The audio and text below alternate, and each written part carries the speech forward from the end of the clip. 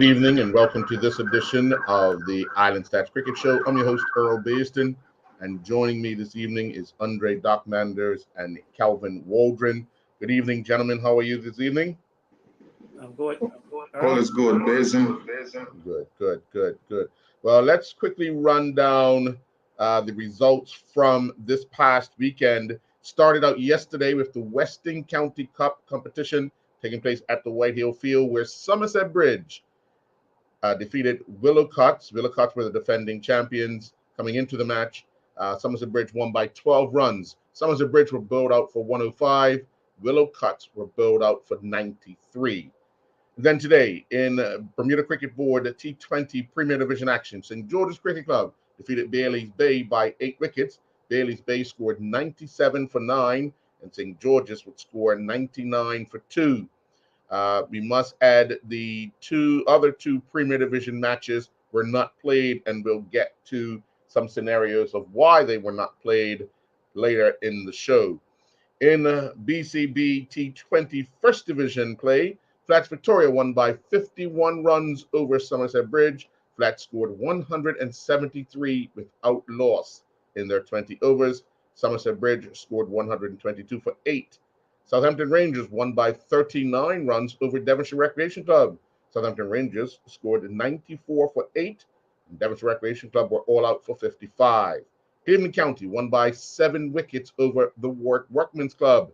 Warwick Workmen scored 94 for 9, and Cleveland would score 95 for 3. Well, let's talk a little bit about this Western County Cup competition.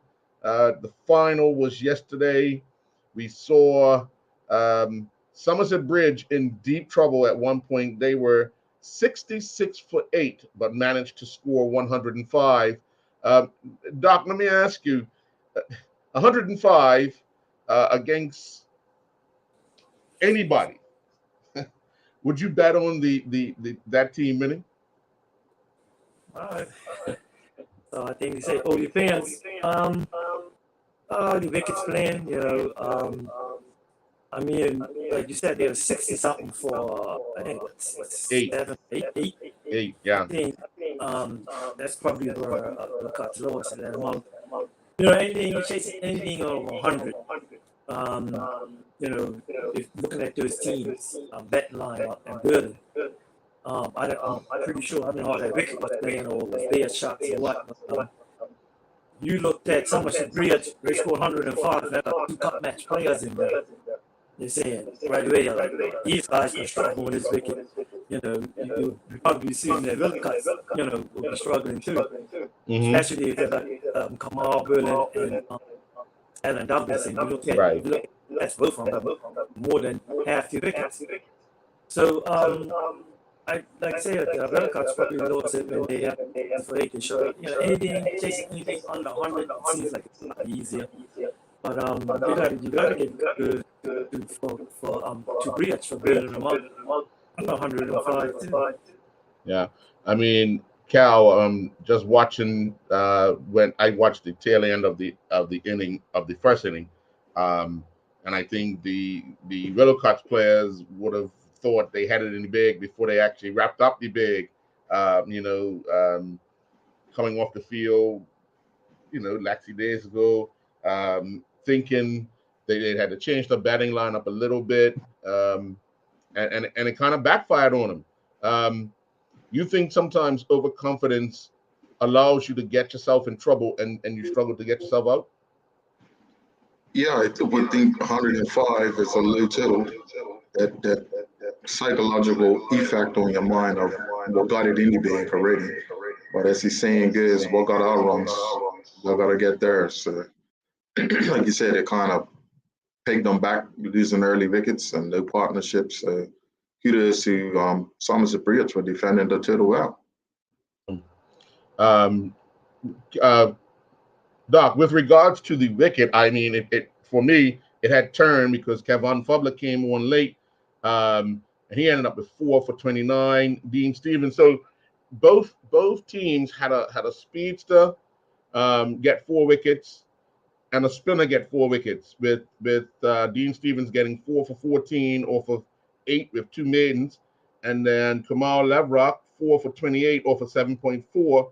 And then, of course, Alan Douglas took 4 for 24 from his spin. So both teams had a spinner and a speed to take wickets, just that I think Willicott's, that overconfidence really, really hurt him in the end. Your thoughts? Yeah, that could be true too, Earl. Like you said, it was like a Burles wicket if you look at it. It was taking spin and seam. So yeah, I saw Captain Eternity ball towards the end too. It's a big turn. And all building, that speed and attacking the wicket, anything could happen. And like I said, probably complacency set in with Willicott's too. Jason 105. He had a reasonable good start, and then everything just fell apart. And like Kyle said, partnerships. All you need one partnership chasing a turtle like that. One good partnership, I mean, when I say a partnership, anything over 40 or 50, heads start to drop. But I didn't think any team, either Somerset Bridge or Cox, neither of them had partnership like that. So the Berlin was always a top of the betting on that particular day. And like I said, had to be something to do with that wicket, or was either their shots. I think the biggest partnership of the day was if I'm not mistaken,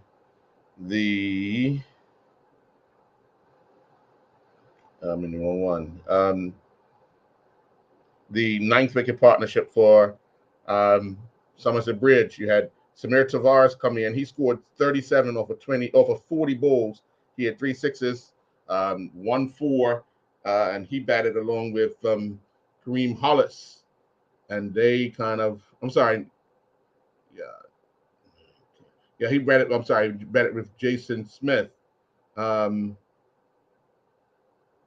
it was Noah Woods, wasn't it? Yeah, with Hollis, Kareem Hollis, and they put on just 19 runs. But that 19 was a big difference because it allowed Samir to come in and really just do what others weren't going to do and hit the ball.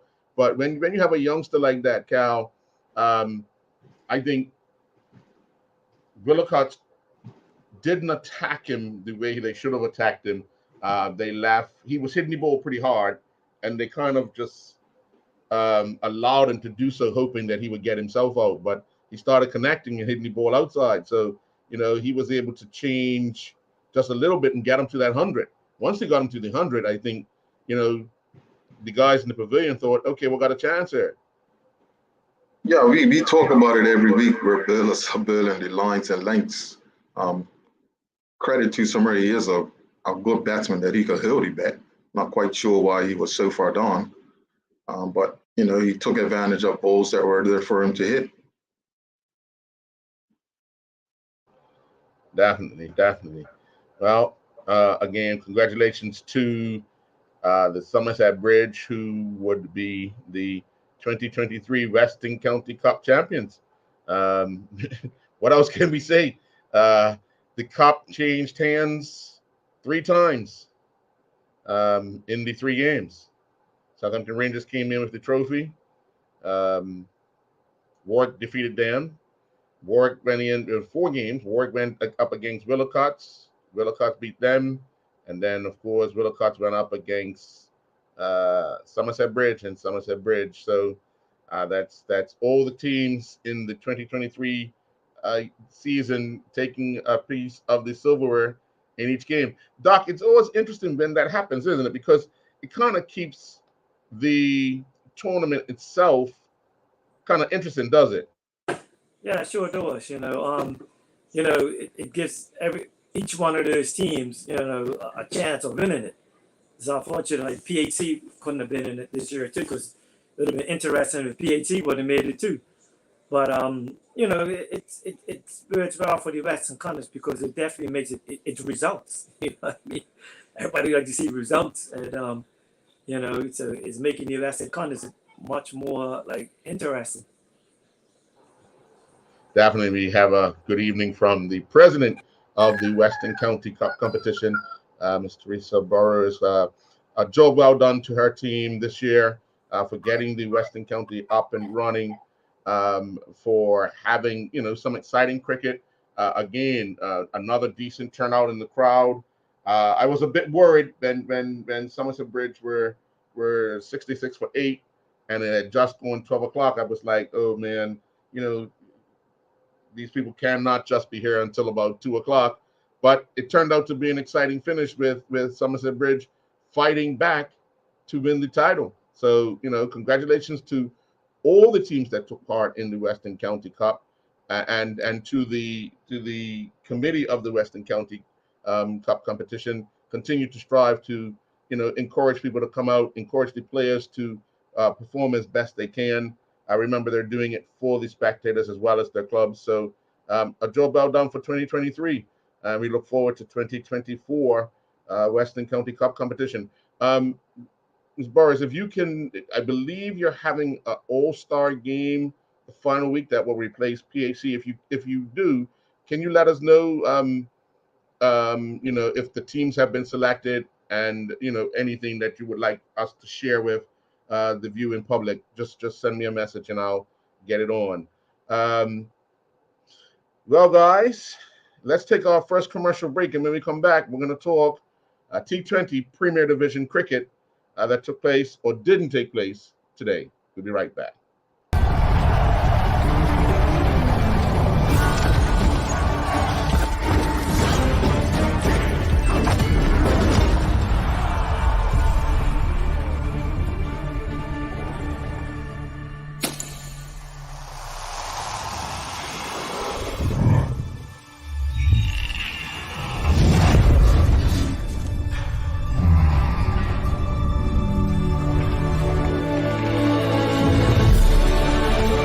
Putting down the weapons. You seeing this?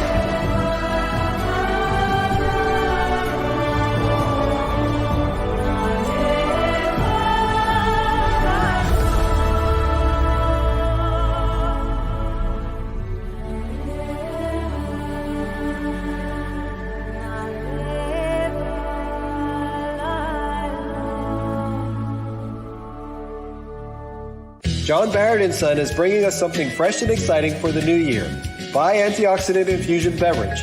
Vi delivers the natural antioxidant benefits of the coffee fruit in glorious combination with a variety of exotic fruit flavors, with only 1 gram of sugar and 10 calories per bottle. The folks at Vi are inviting us on a world tour through these amazing flavors. Brasilia blueberry, Zambia Bing cherry, Costa Rica clementine, Malawi mango, Panama peach, Ipanema pomegranate, Kupang strawberry kiwi, and more. Lindo's. Why go anyplace else?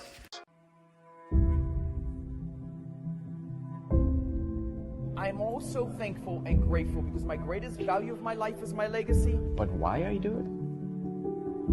I feel supposed to do it. I was put here to be here, to do what I'm doing right now.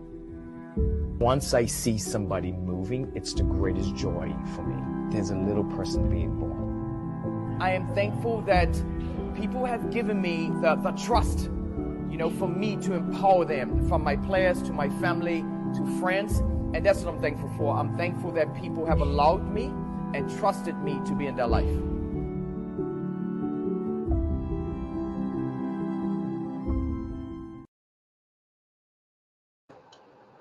And welcome back. Well, at the Seabreeze Oval earlier today, St. George's Cricket Club defeated Bailey's Bay by those 8 wickets. Bailey's Bay would score their runs after batting first. Was never going to be enough for Bailey's Bay. 97 for 9 in their 20 overs. Coolidge Durham was the top scorer with 27. Zico Burgess, 2 for 14 off of 4. And Zari Painter, 2 for 24 off of 4. Charles Trott, in reply, would score 45 not out to lead St. George's to victory, 99 for 2. Mikhail Walker was the pick of the Bailey's Bay bowlers, 3 overs, 1 for 12. With the Bailey's Bay lineup, Cal, would you be surprised that they would only muster the 97 runs that they did? Yeah, I was a bit surprised at that low total. I'm not quite sure what happened when you look at the batsmen that didn't fire. that didn't make runs. Maybe guys are mentally tired, mentally drained, or St. George's could have built well.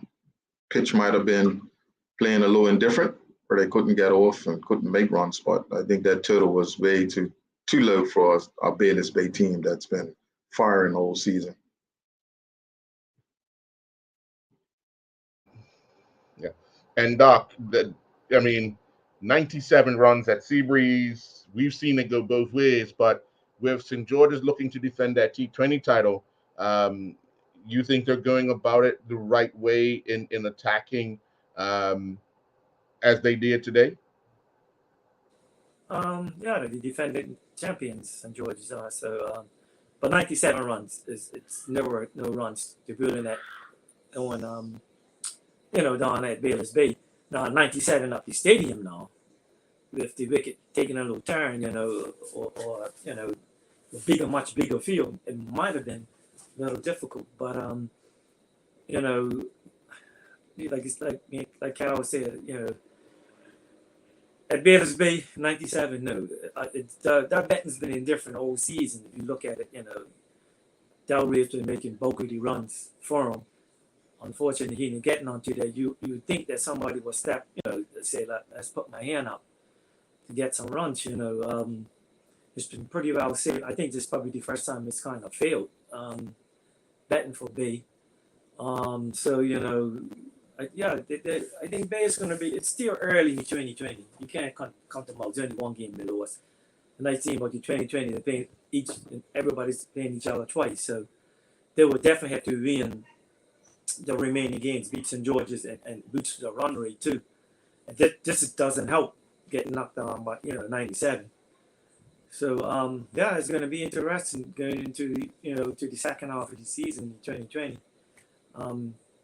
So Bay's got a lot of work on their hand, whereas St. George's right now, they've got one foot in the door again, or holding on to their trophy for what they won last year. Yeah, just looking at the lineup for Bayless Bay and how they went, 1-for-1. That was Shirai out. Jarrett went when the score was on 33, 2 for 33. And Dowry went, it was 3 for 43. Terran went, it was 4 for 48. Coolidge Durham went, it was 5 for 61.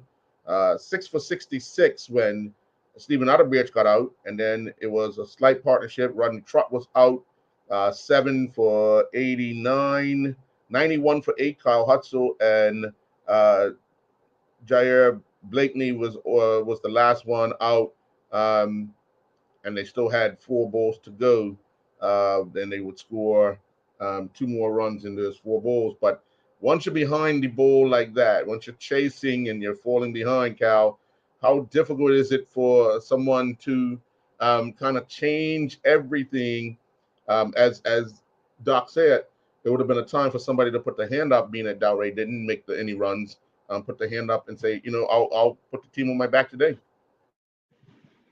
Yeah, I'm sure they tried. They might have found it going a little tough, but it's a position that they've never been in. So those who aren't in that position where weekly the producing runs now becomes, how do I do it? There's that belief in yourself, but still trying to advance the score. Maybe that's how some of them got out. But like I said, they have too many quality players there to be 99 runs or that low total, to, say it was enough to defend. More than sure that once they got off, they kind of felt it wasn't adequate. I mean, I'm looking at the St. George's batting lineup. They opened up with Mackay, Simmons, and Jonte. Mackay scored 31 off of 33. Jonte was out for 6 off of 8. Again, that Charles Trott 49 off of 42, and Onias Baskin was also not out, 1 off of 4. And they scored their runs in 14.3 overs, just kind of racing that run rate right up. Is that something that the coach and the team would have looked to do, Doc, to get that run rate up? I think the first thing is winning the game. If you look at Bay and St. George, they was tied. Leading undefeated. So I'm sure that the first thing was making sure they win and not losing too many wickets. And that's what they done. And in the end, they did, boost our run rate up in the end. So main thing was getting the victory. Doc, let's move to the Western Stars Somerset match that was due to take place at the National Sports Center. There's no score for the match. Obviously, apparently it was not played. From your recollection or from your side, give us a brief on why you think this match was not played from your standpoint. Oh, when I came up to the game, I ended up seeing Stars training. I said, why are they training? They have a training session. And not knowing, first thing I thought that Somerset didn't have enough players. And I was like, cup match finished. I mean, I know it's boot race and other things, but then I end up seeing, Somerset players there. But to come to find out it was something to do with the coin toss. I think Somerset Skip Jordan was late for the coin toss, and I don't know if he was warned or what, but once you're late for the coin toss, the umpires can't penalize you, and I think he was late, so they gave the toss to Stars, and Stars end up betting, and then I think that's when everything went kind of haywire because because Stars was betting, so they had lost the toss because they was too late. That's what I heard anyway.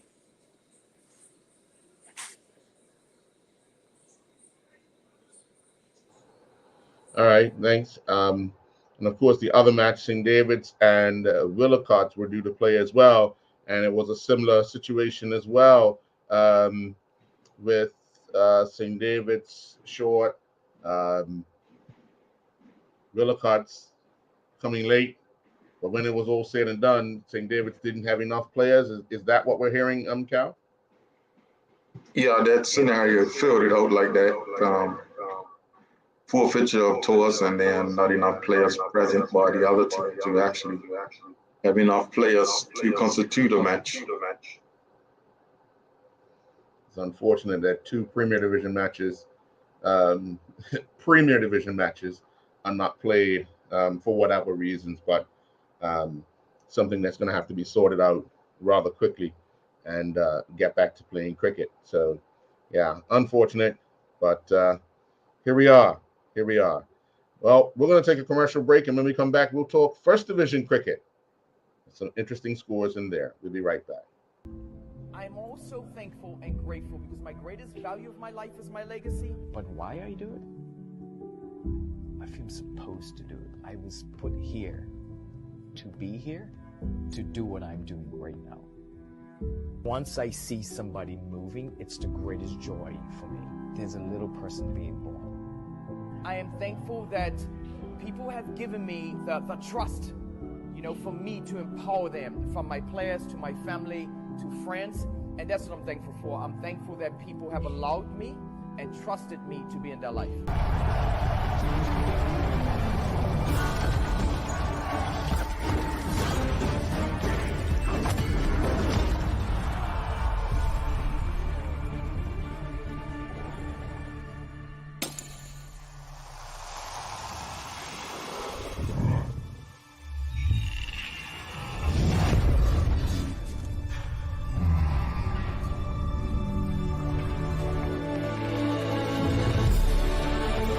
Putting down the weapons.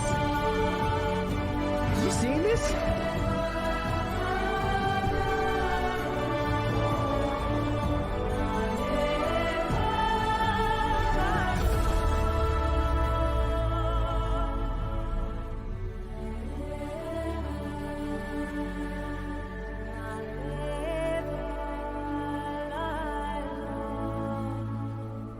Here's one of our favorite feature brands, true veterans of the food awareness movement. Bob's Red Mill, the U.S. leading miller of organic whole grain foods. Only whole grains have the entire value developed during growth, and once you try them, you know that this is the way food was intended to be. Try Bob's Red Mill blanched almond, whole wheat pastry, and artisan bread flours, and 1-to-1 gluten-free baking flour, unsweetened shredded coconut, gluten-free homemade wonderful bread mix, and a variety of rolled oats. Lindo's. Why go anyplace else? And welcome back. Well, up at the National Sports Center in First Division play, Flats Victoria defeated Somerset Bridge by 51 runs. Flats Victoria scored 173 without loss. They had Jan Johan Now score 86 off of 62 balls. He hit 8 fours and 4 sixes. And Reggie Baker was also not out on 72 off of 61 balls, 10 fours and 1 6. That field, Doc, because you would have had a look at the field and the size it was today. Big field, and it just goes to show that if you apply yourself, hit those gaps, because that's what these two were doing for the time I was there. They were taking those singles, they were taking the doubles, they were doing a lot of stuff the positive way. Just looking at that score, 170 odd for without loss, 173 without loss. That's got to be something for a Flats team. Oh yeah, the wicket's getting a lot better now too. I think they played the game up till Friday night, and it's got a lot of heart. Had a lot of sun now. Remember before you had a lot of rain, so it didn't, Ellen was working on it. It just needed a little bit more rolling. Now with the sun out, it's playing a lot truer now. So the bunts is coming on. I was watching Stars when they was training too. The bunts is real nice. So Flats took advantage of that, and once they batted, they batted really good. When it's a wicket like that and the field's fast, you got to take full advantage of it, and that's something what they done. Got to give kudos to them for that too. So it was a good total, and even when so much Bridge batted, I guess there was probably a partying last night, but even them, they got 120 something. For I think 7 or 8, but even that, normally 120 on that wicket 2 or 3 weeks ago was a lot of runs. So, both teams, batted well on that wicket. Cal, put your coach's hat on. You just watched two guys score 173 in 20 overs. As a coach, what are you telling your team in Somerset Bridge to look to do when it's their turn to bat? Quite obvious, you want to take advantage of the power play without losing too many wickets. That's the key right there. But still, you have to look at what the Flats players do. Like you said, there's running the twos, what boundaries, or finding the gaps that we're creating the boundaries. If they don't create the boundaries, then that gives you the opportunity to run them doubles or threes. So keeping wickets in hand, you're chasing a bigger total. So you want to keep the wickets in hand, take advantage of the power play. But, kudos to Bridge. They still managed, like Doc said, a couple of weeks ago, that was a total up there. But now 170, I'm more than sure that, Allen's feeling good about the pitch. 170, that's the par score that we want to be looking at for the upcoming tournaments. So 170 plus. So like Doc said, it's playing better. The sun's getting to it.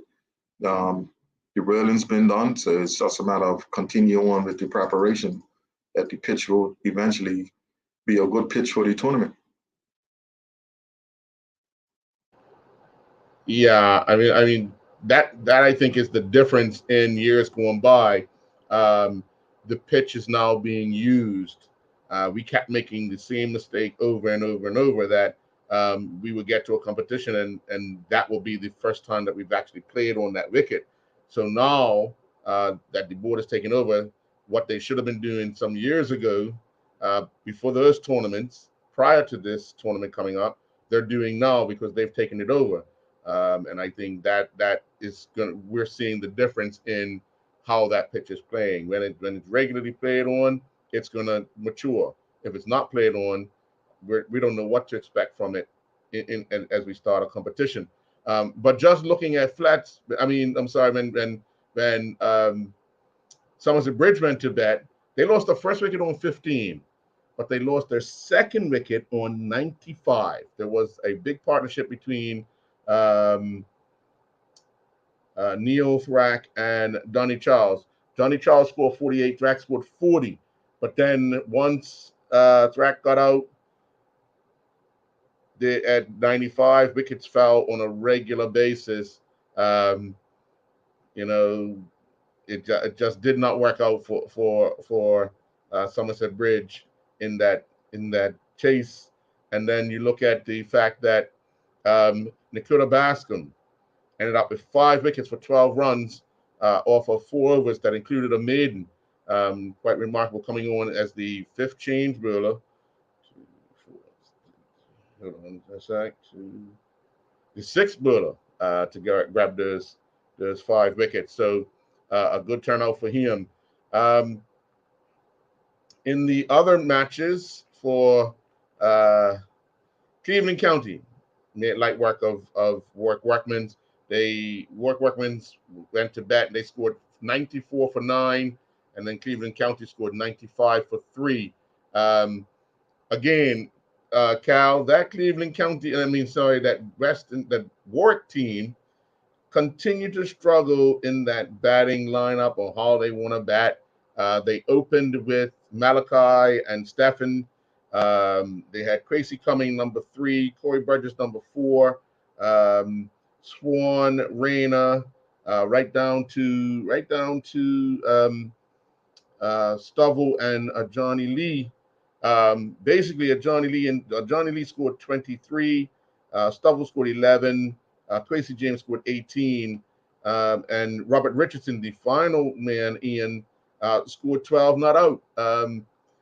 But just getting that batting lineup, Cal, they're still struggling with that, aren't they?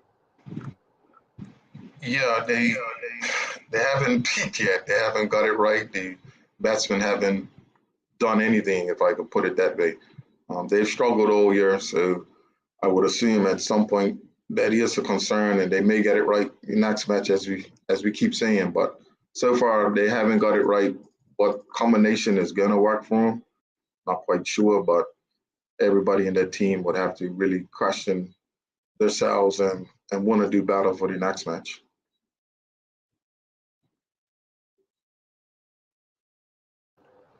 And Doc, for a team like Cleveland County, they opened up with Alan Douglas, who scored 47. Treddy was out for 1. Kushai Darrow scored 14. He was not out. Stephen Bremer scored 2, and Mackay McGowan scored 14 not out. Off of 7 balls, he had 1 4, 1 6. Kushai hit 2 4s. Allen had hit 3 4s and 4 6s. But this Cleveland County team, they seem to be wrecking right through this first division. Yeah.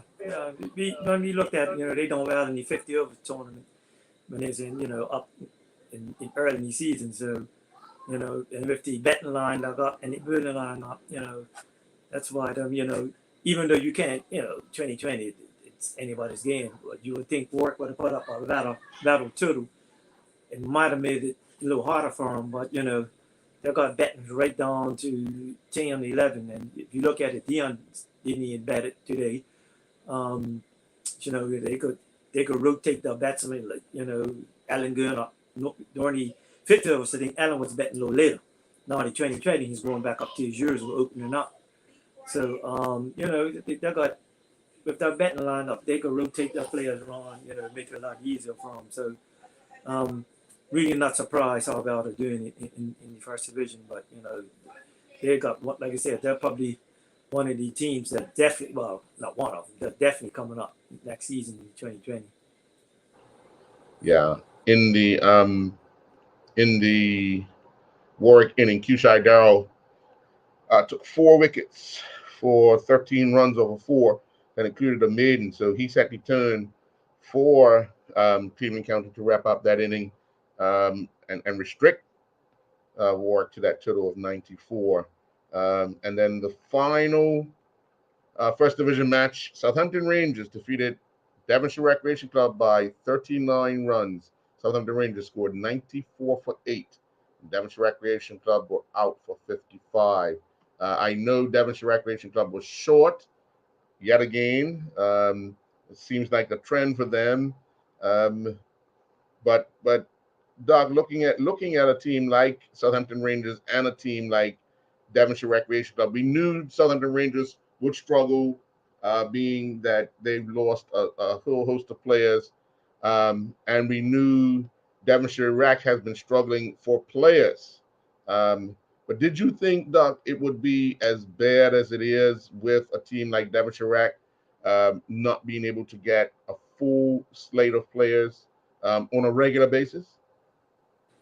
I'm not too well. I think I am a little bit surprised because early in the season they had enough players. You know what I mean? They was always, they didn't have that problem with playing short.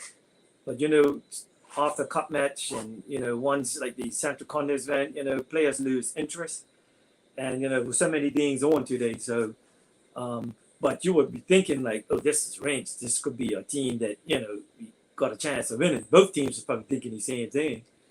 And then you build Rangers out for like 95, and you got a good chance of getting that up in Rangers. And when you look, they shut themselves from the foot by being short. And they're only making 50 something. So, yeah, Devonshire Rec needs, next season, I think they need to really look at, the cricket and make sure that, before the season starts, you just can't have 12, 13 players because that's not going to work. They need at least 20 something players. So if anything happens, you got players to come to them. It's not nice playing in hot sun, 10, 8, 9 players, even though you're playing 2020, but still, it's not a comfortable position you want to be in, playing short every week, so you got to give that's up to Rangers for getting the first win, and I'm sure like they're got to play Rack again, Rack being that game was up Rangers, hopefully when they're home, they could possibly get a team out and then give Rangers a good go when they play them the second time around. Sure, definitely. Just quickly running down the scorecard.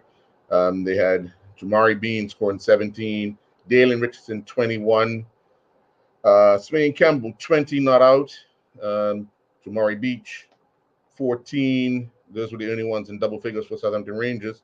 Lamont Brangman, 4 overs, 1 maiden, 3 for 14. Chris Daly, 4 overs, 2 for 12. And Rudell Pitcher, 4 overs, 2 for 20 for Devonshire Recreation Club. And then in Devonshire Recreation Club's inning, just never got only one batsman in double figures, and that was Aaron Holdup, 14. They had 3 ducks. The next highest run getter was Rudell Pitcher with 9, and Lamont Brangman made 8. We had Swain Campbell take 3 wickets for 12 runs in his 4 overs, and Dante Brangman, Keyshawn Wilson, Dalen Richardson, Mackay Jacobs, and Enze Taylor all took a wicket each to help Rangers pick up that first win. But Cal, looking at it, Rangers feel, they scored in 95. Rack, it's all about application, isn't it? When chasing a turtle, would you agree? Yeah, I agree. Unfortunately, Devonshire Rec could have built them out cheaper. They dropped about 4 catches. So, the 10 was there from the organization coming late, forfeiting the toss, all that type of stuff. So that mood just carries on throughout the match, but it's still 10 runs a player to get 100 runs. You got 120 balls to get 100 runs. So, the application it's winnable. It's doable. Do they want to win? If they want to win, then go out there and apply yourself to get the win. It's wooden spoon for both teams. Who's going to get the win? Who's going to get the first win? It's set a little time for Rangers that they could go forward and believe in themselves a little bit more. Definitely. But we're going to take our final commercial break. And when we come back, we'll talk Player of the Week. We'll be right back.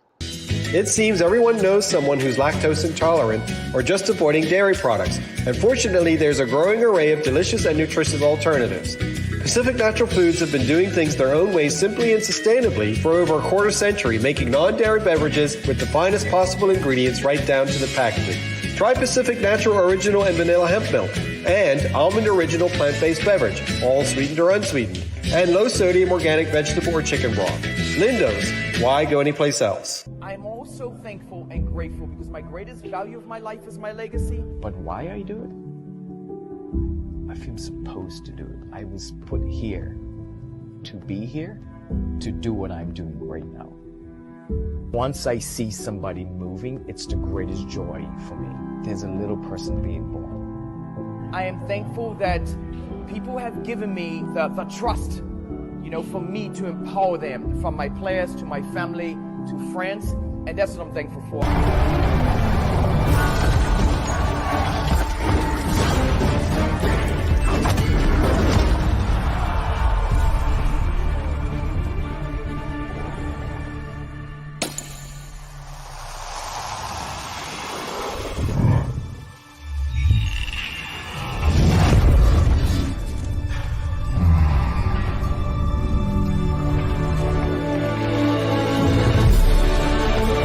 Putting down the weapons. You seeing this?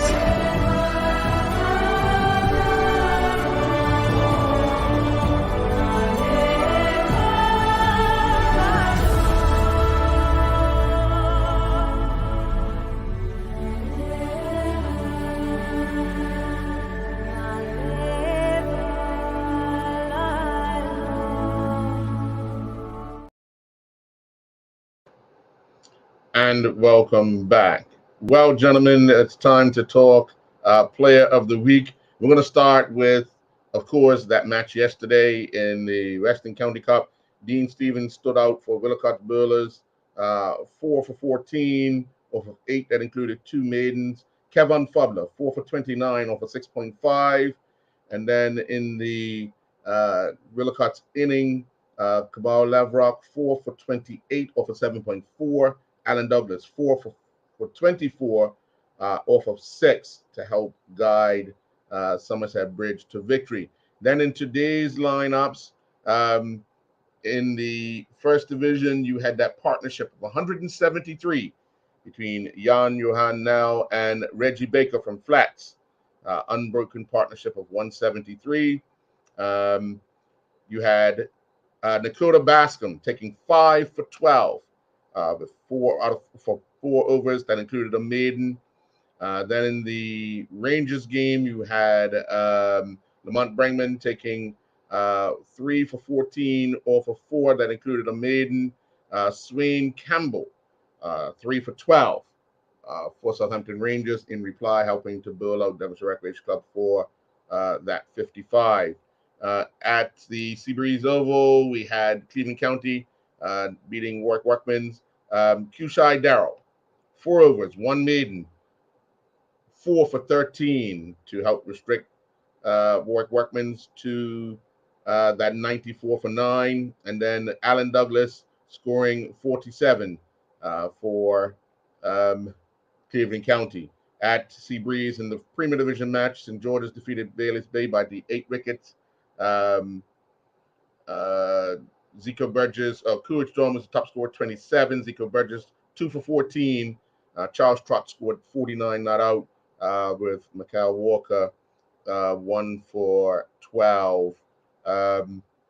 So I'm going to start. Cal, I ended with you last week, so I'm going to start with you this week. What performance would you say stood out for you as for player of the week?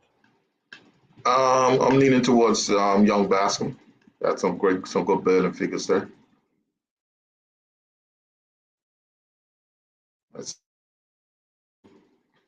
I'll pick the Berla again.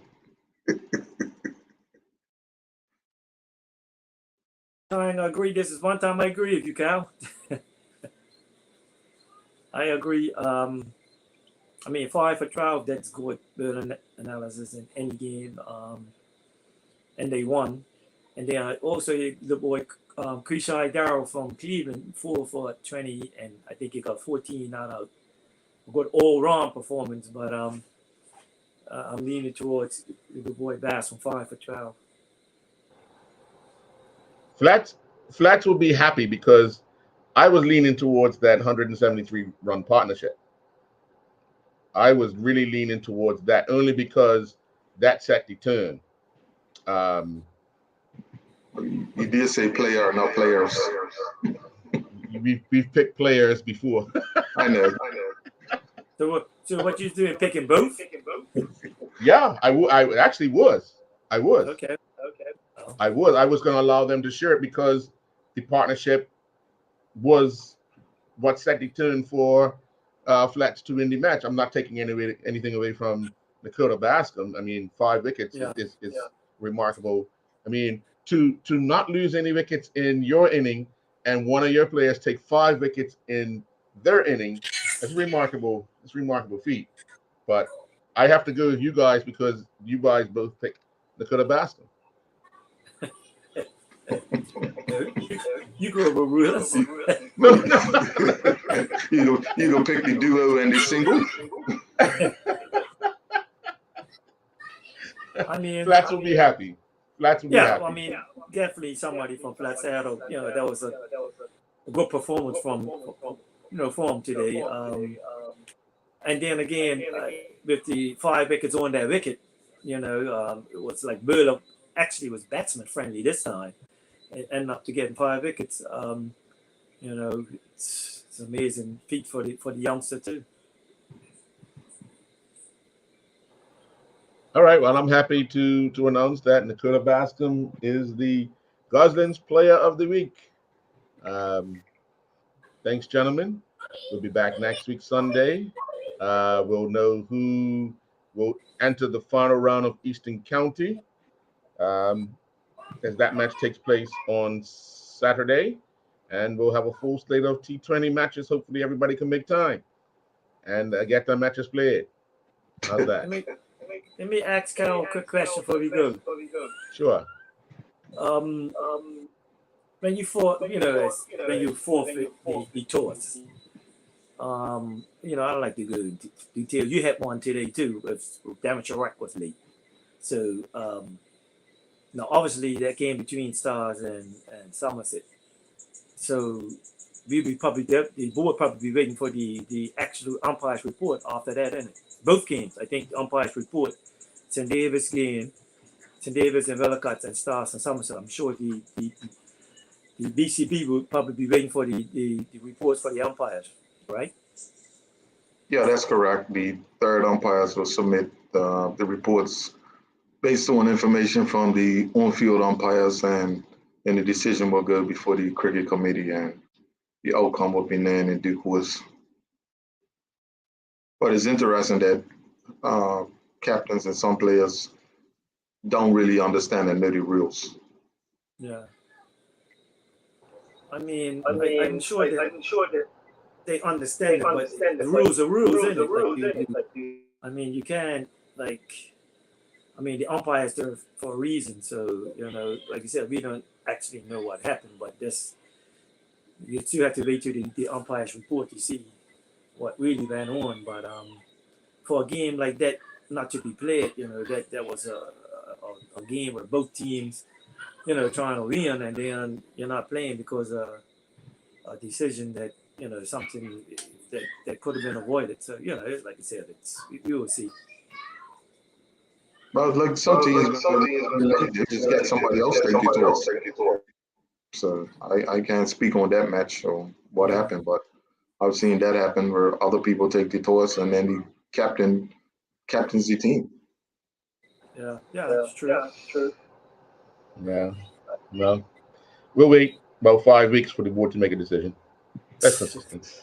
Hope not. All right, gentlemen. What's that? He's the cup match MVP. We'll wait about 5 weeks for that too. You guys have a good night. Thank you, folks. We'll be back next week. All right.